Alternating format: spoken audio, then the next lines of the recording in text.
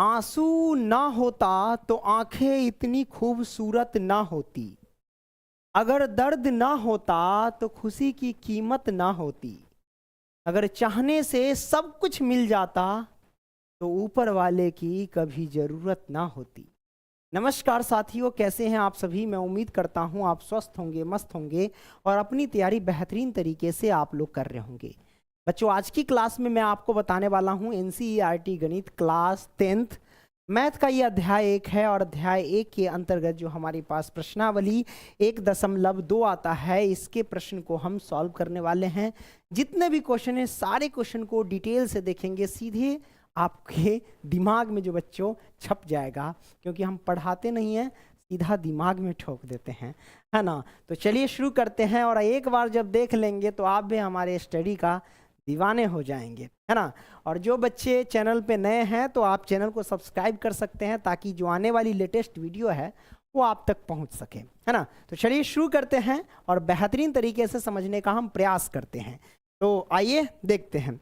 सबसे पहले मैं अगर आपको बता दूं कि यदि अगर आप हमारे पेड क्लास में अभी तक ज्वाइन नहीं हुए तो ज्वाइन हो सकते हैं।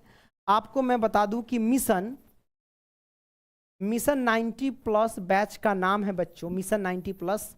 इसमें आप ज्वाइन हो सकते हैं, जिसमें मैं आपको मैथ और साइंस मैं पढ़ाता हूं केवल। ऐप का लिंक डिस्क्रिप्शन बॉक्स में, वहां से आप लोग जाकर के परचेज कर सकते हैं और आप क्लास ले सकते हैं बच्चों। पीडीएफ वगैरह भी आपको मिल जाएंगे वहीं पे, सारा चीज़ ठीक है। अगर ऑनलाइन टेस्ट देना चाहते हैं, जो बच्चे फ्री में ऑफ कॉस्ट देना चाहते हैं, तो गूगल में सर्च कर लीजिएगा pankajstudycenter.com और वहां पे जाकर के ऑनलाइन टेस्ट दे सकते हैं, इसमें कोई दिक्कत नहीं है, ठीक है।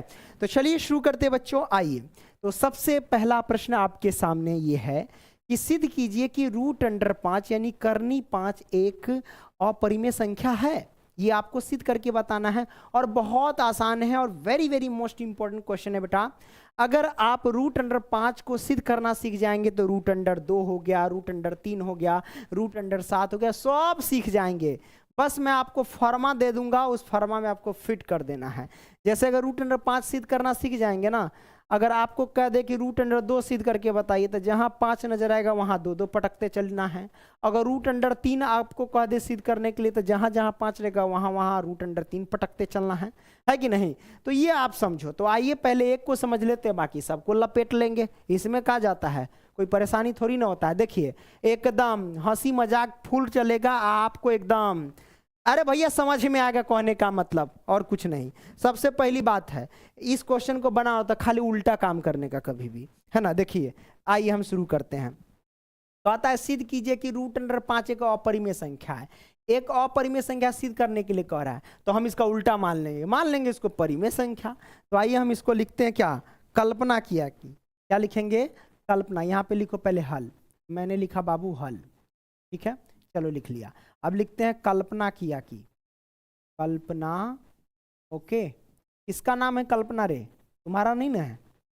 कल्पना किया कि क्या √5 जो है एक क्या है, अपरिमेय कर रहा, उल्टा मान लेंगे, परिमेय मान लेंगे, है ना। बस परिमेय मान लेते हैं।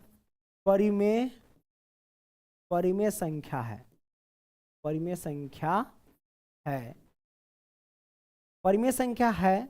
तो अब परिमेय संख्या मान लिए हैं, किसको, परिमेय संख्या। अगर √5 को मान लिए तो परिमेय संख्या के रूप में तो लिखोगे, तो परिमेय संख्या का रूप क्या कहता है, जो p/q के रूप में हो, है कि नहीं। तो आइए लिखते हैं, परिमेय संख्या मान लिए हैं तो √5 बराबर आपको लिखना ही पड़ेगा p/q।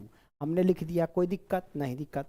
परिमेय संख्या का और भी कंडीशन वो भी लिख दो कि जहां लिखोगे, जहां क्या q के बराबर में 0 ना होना चाहिए, q के बराबर में 0 नहीं होना चाहिए। इसके अलावा p और q एक क्या है, पूर्णांक है, एवं p और q क्या है, सहअभाज्य संख्या भी लिख सकते हो। p और q सहअभाज्य संख्या का मतलब क्या हुआ, p और q सहअभाज्य संख्या का मतलब ये हुआ कि जब p और q का आप HCF ज्ञात करोगे तो 1 आना चाहिए। तो आइए हम लिखते हैं कि p और, है ना, p और q एक क्या है, सहअभाज्य संख्या है, सहअभाज्य संख्या है, सहअभाज्य संख्या है। ठीक है। और सौभाज्य संख्या का अर्थ तो मैंने बता ही दिया कि पी और क्यू का कोई वैल्यू दिया गया हो तो उसका जब आप HCF निकालोगे तो क्या आना चाहिए बाबू, 1 आना चाहिए, है ना। जैसे परिमेय संख्या कोई ले लो, मान लो कि हमने मान लिया कि 2 बट्टा यहाँ पे 3 है, तो ये हमारे पास जब ये ऊपर हो गया P का मान, ऊपर नीचे होगा Q का मान, ये दोनों का जब आप HCF निकालोगे तो क्या आना चाहिए बाबू, 1 आना चाहिए। जैसा कि प्रश्नावली 1.1 में मैंने समझाया है कि नहीं, यहाँ भी समझा देते हैं। अरे भैया 2 को अगर फैक्टर अभाज्य गुणनखंड करोगे तो 2 गुने 1 लिख सकते हो, 3 का जब अभाज्य गुणनखंड करेंगे तो 3 गुने 1 लिख सकते हैं। लिख सकते हैं कि नहीं लिख सकते बताइए, बिल्कुल लिख सकते हैं बेटा। जब हम इसको लिख सकते हैं तो हम आसानी से कह सकते हैं, क्या कह सकते हैं कि इसका जो हमारे पास, अरे आसानी से कह सकते हैं तो क्या कहेंगे, बोलो क्या कहेंगे हैं, हम कह देंगे भैया HCF कैसे निकाला जाता है रे भैया, जो दोनों में हो HCF हमारे पास दोनों में 1 है तो 1 आ गया बस, है ना। तो P और Q एक सहभाज्य संख्या, मतलब ये हुआ कि P और Q का जब HCF ज्ञात करोगे तो 1 आना चाहिए, कहने का मतलब ये हुआ। क्लियर है, आपने समझ लिया, एकदम क्रिस्टल क्लियर है, आपने क्लियर करा। और हाँ, आपको कह देगा कि 4/2 का HCF निकालो, तो इस सबको पहले काट लेना, क्या करना, 2 दूना 4 काट लेना, नीचे आ जाएगा 1, तो 2/1। अब इसका HCF निकालोगे तो 1 आएगा, इस बात को ध्यान रखना, ठीक है। तो ये आपने समझा, अच्छी बात है, आपने समझा। अब क्या करेंगे, अब क्या करेंगे, आगे बढ़ेंगे, चलिए। तो ये चीज आपने समझ लिया, ओके। अब यहाँ से सॉल्व करते हैं। √5, इसके नीचे तो एक छिपा ही रहता है ना, क्या, √, इसके नीचे एक छिपा रहता है, आर पर गुना करो, तो Q से √5 में गुना करो और P से 1 में गुना, P से 1 में गुना करेंगे तो P बराबर √5 से Q में गुना करेंगे तो √5Q, ठीक है। ये हमारे पास हो गया। अब क्या करेंगे, आगे बढ़ेंगे, लिखेंगे ऐसे ही जैसे मैं कर रहा हूँ, ऐसी सब क्वेश्चन इस टाइप में करना। अब लिखो दोनों तरफ वर्ग करने पर, क्या लिखना कि दोनों तरफ वर्ग करने पर, लिख दो दोनों तरफ वर्ग करने पर, दोनों तरफ वर्ग करने पर, ठीक है। तो लिखते हैं दोनों तरफ वर्ग करने पर। जब दोनों को वर्ग कर देंगे तो हम यहाँ पे क्या करेंगे, P का स्क्वायर करेंगे बराबर में √5, Q है तो Q का स्क्वायर करेंगे। हमने यहाँ पे कर दिया, कोई परेशानी नहीं, परेशानी, दोनों तरफ वर्ग कर दिया। अब दोनों तरफ वर्ग कर दिए तो यहाँ देखो P स्क्वायर है, हट, ये कलर नहीं लेंगे, ये कलर नहीं लेंगे, यही रखेंगे। तो यहाँ पे P स्क्वायर है ना, तो P स्क्वायर रहने दो बराबर में, इसको जब तोड़ोगे तो √5Q का यहाँ पे क्या होल स्क्वायर है, तोड़ दो। अरे भैया √5Q का होल स्क्वायर मतलब क्या हुआ कि √5Q से गुना करना है ना, 2 बार गुना करना है √5Q में, ठीक है। तो √5Q से गुना करेंगे √5Q में, जब गुना करेंगे तो क्या होगा, जानबे करते हैं क्या होगा, है ना। अरे ये अंदर से चला गया, जो टाइट हो रहा है ना। तो यहाँ पे जब गुना करेंगे तो √5 से √5 गुना करेंगे तो क्या होगा, 5 होगा, Q से Q में गुना करेंगे तो Q स्क्वायर, ये सब जानते हैं कि नहीं। अरे √5 से √5 में गुना करेंगे तो √25, और √25 का वर्गमूल निकालेंगे तो 5 होगा, तो यहाँ पे 5 हो गया, Q से गुना किया तो Q स्क्वायर, मतलब 5Q स्क्वायर हो जाएगा। तो हम यहाँ पे लिख सकते बाबू 5Q स्क्वायर। हमने क्लियर करा, हाँ भैया हमने क्लियर कर दिया, कोई परेशानी नहीं, परेशानी। अब यहाँ से हम क्या करते हैं, अब यहाँ से हम क्या करेंगे, देखो ध्यान से, देखिए ध्यान से क्या करते हैं, कर दो भैया, कोई परेशानी नहीं है। कैसे करेंगे, हवन करेंगे क्या, ना ही भैया हवन थोड़ी ना करेंगे, तो सवाल को सॉल्व करेंगे, है ना, ठीक है। ये हमने कर दिया, तो हम यहाँ से क्या कर सकते हैं, यहाँ से हम लिखेंगे P स्क्वायर 5 से विभाजित एवं P भी 5 से विभाजित है। आप कहोगे सर क्या लिखेंगे, ऐसा थोड़ी ना होता है, क्यों लिखेंगे बताइए, तो बताते हैं। देखो कहने का मतलब ये है कि अगर 5 गुना में है, बराबर से इधर आ जाएगा तो बट्टा में आ जाएगा, मतलब बराबर से इधर आएगा तो आपको P स्क्वायर बट्टे में 5 नजर आएंगे, जब ये गुना में इधर आए तो, है ना। तो P स्क्वायर बट्टे अगर 5 नजर आएंगे तो हम कह सकते हैं 5 से इसमें भाग न लग रहा है, तो हम कह सकते हैं कि 5 से P स्क्वायर विभाजित है ना। या फिर इसे ऐसे लिख सकते कि P स्क्वायर 5 से विभाजित है। जब P स्क्वायर 5 से विभाजित है तो इसमें जो P होगा, P भी तो 5 से विभाजित होगा। अरे 5 से भाग दे रहे हैं तो ना लिखेंगे, 5 से भाग दे रहे हैं, इसमें कट रहा है ना, तो हम लिखेंगे कि ये जो P स्क्वायर 5 से इसमें भाग लग रहा है, तो P स्क्वायर 5 से विभाजित लिखेंगे शब्द को, ठीक है। तो हम इसको मान लेते हैं समीकरण 1, क्या लिखेंगे, समीकरण बाबू एक, समीकरण एक लिखते हैं यहाँ पे, है ना, यहाँ, है ना, यहाँ पी स्क्वायर 5 से विभाजित है ना, विभाजित है, पी स्क्वायर 5 से विभाजित है, एवं है ना, एवं पी भी, जब पी स्क्वायर 5 से विभाजित हो तो पी भी तो 5 से विभाजित होगा ना, एवं पी भी, है ना, पी भी 5 से विभाजित है, क्लियर है, विभाजित है। ठीक है, आपने इस चीज को समझ लिया। ओके, आपने समझा, अच्छी बात है कि आपने समझ लिया। ओके, अब ये क्लियर हुआ, तब ये हमारे पास पहला हो गया। अब क्या करना है, एक प्रोसीजर आपको लिखना है। प्रोसीजर में क्या लिखना है बेटा, आपको लिखना है क्या कि माना, क्या लिखना है, माना P बराबर 5m रखने पर, है ना, यहाँ पे 5m क्यों लिखेंगे, क्योंकि रूट अंडर 5 सिद्ध कर रहे हैं। अगर रूट अंडर 3 सिद्ध करते तो P बराबर लिखते 3m, रूट अंडर 2 सिद्ध कर रहे रहते हैं तो यहाँ पे लिखते P बराबर 2m, है ना, जो सिद्ध करना वो हम लिख देते हैं। तो प्रोसीजर है, यहाँ पे लिखो कि अब, है ना, क्या लिखना, अब, है ना, क्या लिखते हैं, अब P बराबर 5m रखने पर, किसमें रखना है, तो समीकरण 1 में रखना है। ठीक है, तो आइए हम रख देते हैं, कोई परेशानी नहीं, एकदम बेहतरीन तरीके से रखेंगे बेटा, है ना। चलो कैसे रखते हैं, देखो, जब हम रखेंगे तो हम देख रहे हैं बाबू कि ये पी स्क्वायर है, तो पी के जगह पे 5m रखना है, तो 5m और इसका हो जाएगा स्क्वायर, और बराबर में 5q स्क्वायर है तो 5q स्क्वायर रहेगा। ये मैंने कर दिया।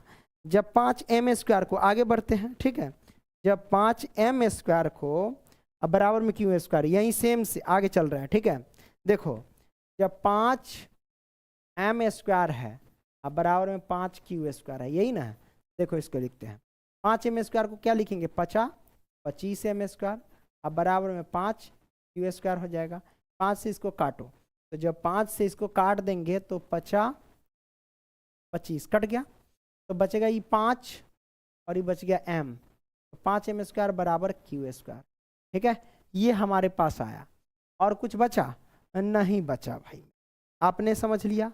अब मान लो कि ये m स्क्वायर है, 5 कहाँ है ना, यहाँ पे गुना में, तो इधर जाएगा तो बट्टा में जाएगा कि नहीं जाएगा, तो जब बट्टा में जाएगा तो कुछ इस तरीके का नजर आएगा कि भैया m स्क्वायर बराबर 5 गुना में था, इधर आएगा तो बट्टा में, यानी q स्क्वायर बट्टे में 5, यही तो नजर आएगा। इसके अलावा कुछ नजर आएगा, नहीं नजर आएगा, तो ये नजर आएगा। तो हम इसको मान सकते हैं कि समीकरण 2 मान लो। जब समीकरण 2 मान लिए तो हम इसको लिखेंगे, जब इसको सॉल्व करेंगे तो इस तरीके का नजर आएगा कि नहीं आएगा, तो आएगा। तो हम कह सकते हैं कि यहाँ q स्क्वायर 5 से विभाजित है, यानी 5 से भाग लग रहा है उसमें, तो q स्क्वायर 5 से विभाजित है। जब q स्क्वायर को क्या लिख सकते हैं भाई, q गुने में q है कि नहीं, बट्टे में 5, यही ना। तो बताइए कि जब q स्क्वायर 5 से विभाजित होगा तो केवल q क्या 5 से विभाजित नहीं होगा, बिल्कुल होगा। क्यों नहीं विभाजित होगा, बिल्कुल उसमें भी भाग लगेगा, है कि नहीं। तो आइए हम इस चीज को लिखते हैं कि यहाँ, है ना, यहाँ q स्क्वायर 5 से विभाजित है ना, q स्क्वायर 5 से विभाजित है ना, यहाँ q स्क्वायर 5 से विभाजित है, एवं q भी 5 से विभाजित है, एवं q भी 5 से विभाजित है ना, 5 से विभाजित है। लिख दो यहीं पे, क्या दिक्कत है, विभाजित है। क्लियर, आपने समझा, कौनो दिक्कत, हवट खुजली परेशानी नहीं ना, अरे कौनो दिक्कत नहीं हुआ, कोई हवट खुजली नहीं होगा तो डॉक्टर के पास जाने का, नहीं तो हमारे पास आने का। हम भाई खुजली दूर किए हैं तो हम ही ना दूर कर देंगे, हैं। दोबारा देखोगे तो समझ में आ जाए, खुजली कब होगा, नहीं समझ में आएगा तब, है ना। समझ में आ रहा है ना सबको, एकदम क्लियर है सब। तो जब समीकरण 1 एवं 2 कर दिए, है कि नहीं, तो इसमें देख लीजिए इन सभी में आपको HCF क्या नजर आ रहा है? इन दोनों में, समीकरण 1 एवं समीकरण 2 में, है ना। समीकरण 1 एवं 2 में देखिए यहाँ पे, यहाँ भी क्या है, 5 से विभाजित हो रहा है, यानी पी स्क्वायर 5 से विभाजित हो रहा है और पी भी 5 से विभाजित हो रहा है। और यहाँ पे क्या है, क्यू स्क्वायर 5 से विभाजित हो रहा है, क्यू भी 5 से विभाजित हो रहा है। इसका मतलब ये है कि इन दोनों में देखा जाए तो उभयनिष्ठ हमारे पास क्या आएंगे, 5 आएंगे, यानी HCF 5 आ रहे हैं। कहने का मतलब ये हुआ कि समीकरण 1 से एवं समीकरण 2 में, दोनों में आप देखेंगे तो उभयनिष्ठ 5 आ रहा है। उसमें भी पी स्क्वायर 5 से विभाजित हो रहा था एवं पी भी 5 से विभाजित हो रहा था, और समीकरण 2 में भी क्यू स्क्वायर 5 से विभाजित एवं क्यू भी 5 से विभाजित है। तो 5 कॉमन आ रहा है, समझो उभयनिष्ठ आ रहा है, यानी 5 इसमें HCF हो जाएंगे। क्या हो जाएंगे, HCF हो जाएंगे। तो आपको पता है कि परिमेय संख्या किसे कहते हैं, जो पी बाई क्यू के रूप में हो एवं पी और क्यू का क्या निकलना चाहिए, जब HCF निकालते तो 1 आना चाहिए। और यहाँ पे देख रहे हैं HCF हमारे पास 5 आ रहा है समीकरण 1 और 2 की मदद से। क्या क्यों कह रहे हैं 5? आपको पता है कि यहाँ पी स्क्वायर 5 से विभाजित है, पी भी 5 से विभाजित है, और समीकरण 2 में क्यू स्क्वायर 5 से विभाजित है और क्यू भी 5 से विभाजित है। मतलब उभयनिष्ठ 5 आ रहा है, मतलब HCF 5 आ रहा है। HCF आना चाहिए 1, तब जाके वो हमारे पास क्या होते हैं, परिमेय संख्या। तो भैया 1 तो आया नहीं, तो हम लिखेंगे यहाँ पे कि क्योंकि समीकरण 1 एवं समीकरण 2 से या 2 में, है ना, समीकरण 1 एवं 2 में, है ना भाई, इसमें उभयनिष्ठ क्या है, यानी इसका समीकरण 1 एवं 2 में भाई उभयनिष्ठ क्या है इसमें, बताओ मुझे, है ना। तो उभयनिष्ठ हमारे पास 5 है, तो समीकरण 1 एवं 2 से क्या आना चाहिए, HCF 1 आना चाहिए, आ गया 5। तो हम लिखेंगे समीकरण 1 एवं समीकरण 2 से, है ना, 2 से HCF किसके बराबर आया है, तो भैया HCF 5 के बराबर है। इसका मतलब HCF क्या हुआ, 1 के बराबर नहीं हुआ, यानी HCF 1 नहीं आया। HCF 1 नहीं आया तो हमारी कल्पना क्या हो गया, गलत हो गया। तो क्योंकि समीकरण 1 एवं समीकरण 2 से HCF हमारे पास 1 नहीं आया, है ना, अतः हमारी कल्पना गलत है, लिखेंगे अतः, है ना, हमारी कल्पना, यानी जो माने हैं वो कल्पना गलत है, है ना। इससे सिद्ध होता है कि, है ना, इससे सिद्ध होता है कि, सिद्ध होता है कि, इससे सिद्ध होता है कि हमारे पास क्या हो जाएगा, रूट अंडर, जो हमारे पास है रूट अंडर 5 एक अपरिमेय संख्या है, अपरिमेय संख्या है ना। आपने समझ लिया, संख्या है, क्लियर है, आपने क्लियर करा। कोई परेशानी बच्चों, कोई परेशानी नहीं, आपने बेहतरीन तरीके से समझा, क्लियर। अच्छा, जब इस चीज को आपने समझ लिया है तो यहाँ पे आप कोई भी दे देगा, मान लो रूट अंडर 5 है, रूट अंडर 2 दे देगा, रूट अंडर ये 3 दे देगा, रूट अंडर 7 दे देगा, तो आप सॉल्व कर लोगे। जहाँ जहाँ आपको 5 नजर आ रहा है, अगर मान लो रूट अंडर 2 दे दिया, तो जहाँ जहाँ 5 वहाँ वहाँ 2 पटकते चलिए, जहाँ जहाँ 5 वहाँ वहाँ 2 पटकते चलिए, फिर 3 सिद्ध करता, जहाँ जहाँ 3 वहाँ वहाँ 3 पटकते चलिए, शब्द वही रहेगा। बस आप इसको भी सिद्ध कर लेंगे, है कि नहीं, तो सब आ जाएगा, एकदम सिंपल है बाबू, आपने इस चीज को क्लियर करा। तो आइए अब हम क्या करते हैं, ये सॉल्व करा तो अब चलते हैं दूसरे प्रश्न की ओर। ये तो बहुत आसान है, इसमें एकदम सिंपल है, इसमें उतना तामझाम नहीं है। सबसे पहली बात है, सिद्ध कीजिए कि 3 प्लस के 2 रूट अंडर 5 एक अपरिमेय संख्या है, ये आपसे कहा जा रहा है।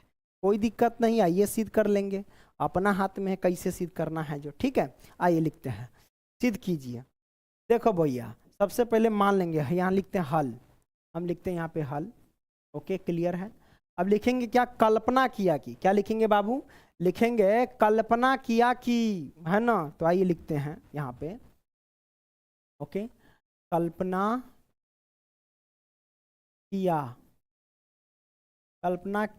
कि 3 प्लस के 2 रूट अंडर 5 क्या है, एक हमारे पास क्या है बाबू, एक अपरिमेय संख्या है, या परिमेय मानेंगे? मान लेंगे एक परिमेय संख्या, मान लेंगे परिमेय संख्या है, परिमेय संख्या है। जब परिमेय संख्या है तो जब ये परिमेय संख्या माने तो परिमेय संख्या के रूप में लिखो, यानी हम कह सकते हैं कि 3 प्लस के 2√5 बराबर क्या हो जाए p/q। p/q परिमेय संख्या के रूप होता है जहाँ, है ना, जहाँ q is not equal to 0, यानी q के बराबर में 0 नहीं होना चाहिए। जहाँ q is not equal to 0 मतलब q के बराबर में बाबू 0 नहीं होना चाहिए, इस चीज़ को ध्यान रखना। ठीक है, आपने इस चीज़ को समझ लिया, अच्छी बात है ना, अच्छी बात है। आइए, तो जब इस चीज़ को आपने समझा तो अब क्या करेंगे, देखिए ध्यान से, ये 2 है तो 2 लिखिए, √5 तो √5 बराबर में p/q तो p/q, प्लस का 3 पक्षांतर किए तो माइनस का 3 होगा। अब देखिए √5 तो √5 बराबर में p/q माइनस के 3, देखिए 2 गुना में है, इधर आया तो बट्टा में आ जाए। ठीक है, तो ये हमारे पास हो गया। ओके, क्लियर है? हाँ भैया क्लियर हो गया। चलिए, जब ये हमारे पास आ गया है तो हम क्या कह सकते हैं, बोलो हम क्या कह सकते हैं? तो जब ये चीज आ चुका है ना तो हम कहेंगे भैया इधर √5 क्या है, एक अपरिमेय संख्या है, इधर ये क्या है, परिमेय संख्या है। तो अपरिमेय संख्या बराबर परिमेय संख्या क्या बराबर हो सकता है? कभी नहीं हो सकता, असंभव बात है। तो जब असंभव तो हमारी कल्पना गलत, बस इतना ही करना है। √5 क्या है, अपरिमेय संख्या, तो हम लिखेंगे चूंकि, है ना, अपरिमेय संख्या, है ना, अपरिमेय संख्या बराबर, इधर ये सब क्या है, p/q माइनस 3/2, ये तो परिमेय संख्या है। तो अपरिमेय संख्या बराबर परिमेय संख्या, परिमेय संख्या, है ना। ओके, अपरिमेय संख्या बराबर परिमेय संख्या क्या हो जाएगा बाबू, है ना, ये तो असंभव है, तो लिखेंगे हम क्या, असंभव, असंभव है ना, असंभव है, अतः हमारी कल्पना गलत है, असंभव है, अतः हमारी कल्पना, हमारी, है ना, कल्पना गलत है, गलत है। इससे सिद्ध होता है कि, इससे, है ना, लिख दो यहाँ पे, इससे सिद्ध होता है कि, सिद्ध होता है कि क्या 3 प्लस के 2√5 क्या है, एक अपरिमेय संख्या, एक अपरिमेय संख्या, अपरिमेय संख्या है, संख्या है। क्लियर है? आपने इस चीज को कर लिया, कोई दिक्कत कोई परेशानी नहीं? परेशानी बाबू आपने समझ लिया, अच्छा लगा। ठीक है, वीडियो पसंद आ रहा है बच्चों तो लाइक करते चलना, ठीक है, दोस्तों वालों को भी शेयर करते चलना। ओके, चलिए अच्छी बात है। और हाँ, इससे आगे के जो भी प्रश्नावली या पीछे के प्रश्नावली सब का लिंक डिस्क्रिप्शन बॉक्स में है, मैंने डाल दिया है, आप लोग वहां से आप लोग जाकर के देख सकते हो और विजिट कर सकते हो। क्लियर है? हाँ भाई क्लियर हुआ, आ जाओ। अब देखिए तीसरा में, सिद्ध कीजिए कि निम्नलिखित संख्याएं अपरिमेय है। आपको कहा जा रहा है कि सिद्ध कीजिए कि निम्नलिखित संख्याएं अपरिमेय हैं। आइए, कोई दिक्कत नहीं है, हम देख लेंगे, ट्राई कर लेंगे, एकदम मस्त तरीके से समझ लेंगे बाबू, है ना। क्या दिक्कत है भैया?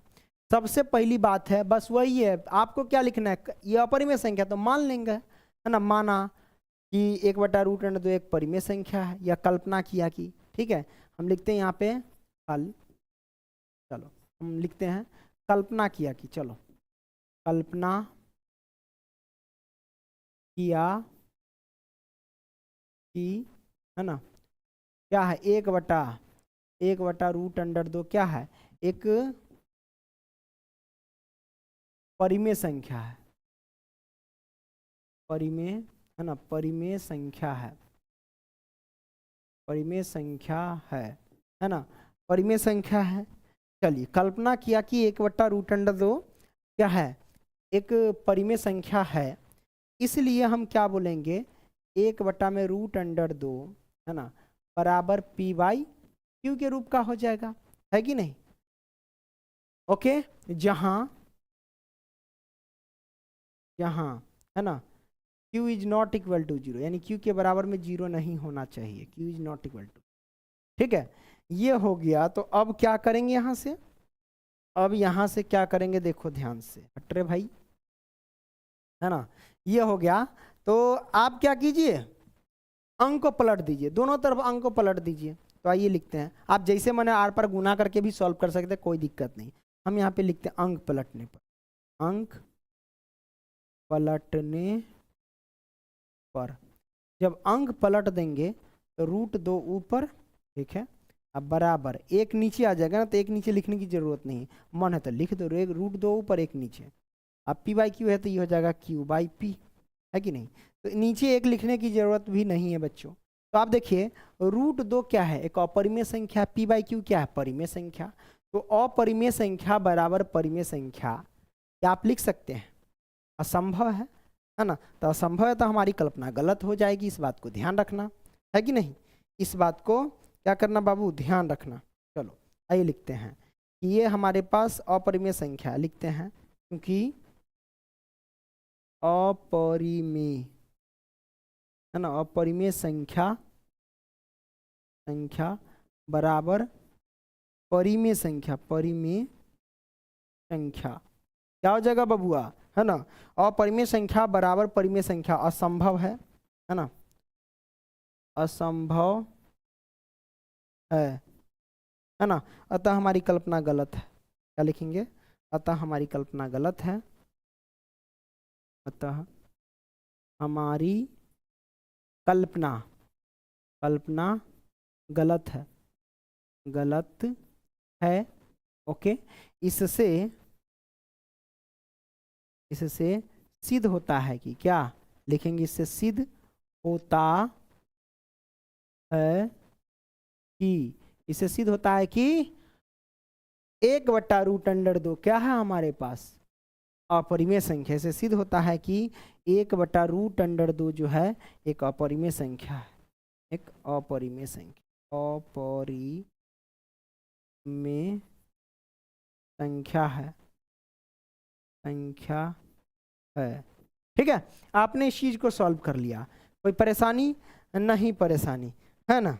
चलिए अब क्या करते हैं, जब आपने तीसरा का पहला सॉल्व कर लिया तो इसका दूसरा भी वैसी ही सेम, इसको थोड़ा सा सॉल्व करके यही शब्द लिखो, है कि नहीं? देखो ऐसी सिद्ध कर दो, इसको भी वैसे ही सिद्ध करो, है ना? कल्पना किया कि 7√5 एक हमारे पास क्या है, अपरिमेय संख्या है, मान लो, लिखिए देते हैं, लिखते हैं, कल्पना किया कि सेम वैसी कि 7√5 क्या है, एक परिमेय संख्या है, परिमेय संख्या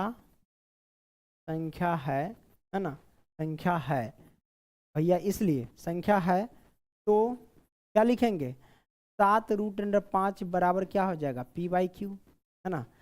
जहां ओके लिखते हैं, जहां q is not equal to 0 और p और q एक पूर्णांक है, लिख सकते, कोई दिक्कत नहीं है। देखिए √5 तो √5 हो जाएगा, बराबर में p बटा में q, तो p बटा में q हो जाएगा। 7 क्या है, गुना में है, बराबर से इधर जाएगा तो बटा में आ गया 7q। तो देखिए √5 क्या है, अपरिमेय संख्या, अब p बाई 7q क्या है, परिमेय संख्या। तो अपरिमेय संख्या बराबर परिमेय संख्या क्या हो जाएगा, असंभव है, अतः हमारी कल्पना गलत है। इससे सिद्ध होता है कि 7√5 क्या है, अपरिमेय संख्या है, बात खत्म। तो इससे आगे आप लिख सकते हो ना, इससे आगे आप लिखो, इससे आगे क्या होगा आप समझ सकते हो बेटा, है ना? आप लिख लेना, ठीक है? उसी तरीके से इसको भी, तीसरा को भी बस कल्पना किया कि, मान लो, है ना, कल्पना किया कि, क्या लिखेंगे बाबू, हल लिखो, कल्पना चावला, है ना? कल्पना किया कि क्या लिखेंगे, 6 प्लस के √2, 6 प्लस के √2 एक क्या है, एक परिमेय संख्या है, परिमेय संख्या है। जब परिमेय संख्या है तो हम क्या लिखेंगे, 6 प्लस के रूट अंडर 2 बराबर में p बाई क्यू, परिमेय संख्या, जहाँ q is not equal to 0, यानी q के बराबर में 0 नहीं होना चाहिए नीचे। अब देखिए √2 तो √2 बराबर में p बटा में q, प्लस के 6 पक्षांतर किए माइनस का 6 हो जाएगा, कर दिए। अब देखिए ये तो हो गया, मन है तो एलसीएम ले लो, रूट अंडर 2 बराबर क्यू का एलसीएम ले तो क्यू बराबर क्या हो जाएगा, हो जाएगा p माइनस के 6q, यही ना आएगा। बटार के घटाव करेंगे तो मन है तो कीजिए, ना मन है तो ना कीजिए, वहीं पर कीजिए। √2 क्या है, एक अपरिमेय संख्या, अब p माइनस के 6q बट्टे में q क्या है, एक परिमेय संख्या। तो अपरिमेय संख्या बराबर परिमेय संख्या हो सकता है, नहीं, ये तो असंभव है, अतः हमारी कल्पना गलत है। इससे सिद्ध होता है कि 6 प्लस के रूट अंडर 2 एक अपरिमेय संख्या है। तो इस तरीके से आप लिख सकते हैं, कैसे, जैसे पहला सॉल्व किया ना उसी तरीके से, देखो ये वाला पूरा शब्द उसी तरीके से लिख देना बेटा, है ना। हमने यहाँ तक सॉल्व कर दिए, इसको भी, आगे तो लिख ही सकते, आप लोग होशियार है कि नहीं। यहाँ पे कोई अगर किसी को प्रॉब्लम होगा आगे लिखने के लिए तो बताना, कमेंट करना, किसी को होबे नहीं करेगा, हम जानते हैं ना, लड़का से होशियार है ना। चलो बेटा मिलते हैं अगली क्लास में, तब तक के लिए बाय बच्चों, take care, I love you, जय हिंद, जय भारत बच्चों, खूब मस्त से पढ़ो बेटा।